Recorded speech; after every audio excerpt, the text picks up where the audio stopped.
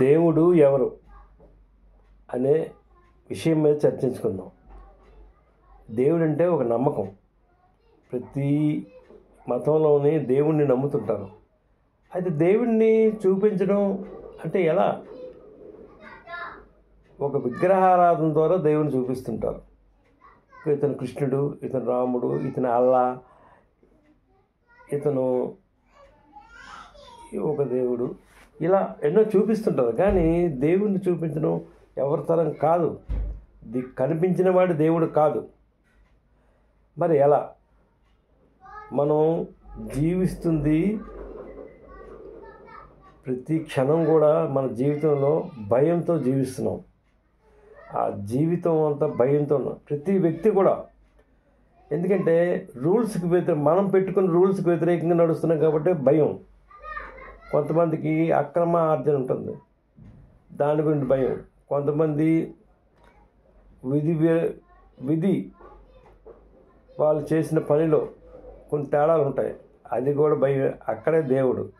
మరి ఇలాంటి పరిస్థితుల్లో వాళ్ళు ఉంటుంటే దానికి దేవుడి మీద నెపం పెట్టి, దేవుడు నాకేం చేయలేదు, ఏం చూపించలేదు, నాకేం కాపాడలేదని కాదు.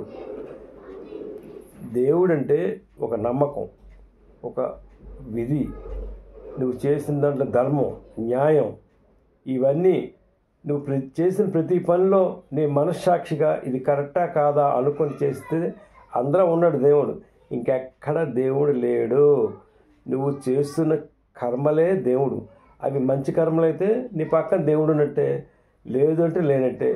అంతే తప్ప దేవుడు ఉన్నాడు, ఎక్కడి నుంచి వస్తాడు, ఎక్కడి నుంచి రాడు ఆయన. మీరు మీ కర్మలు శుభ్రంగా చేసుకుంటే, న్యాయపరంగా చేసుకుంటే ప్రతి జీవి కూడా సంతోషంగా జీవిస్తాడు. ఇది దేవుడి యొక్క ముఖ్యమైనటువంటి దాని దేవుని పేరు పెట్టాం. కానీ దేవుడు ఎప్పుడు కూడా ఏ మనిషిని కూడా అన్యాయం చేయడు, అలాగనే పైకెక్కించడు.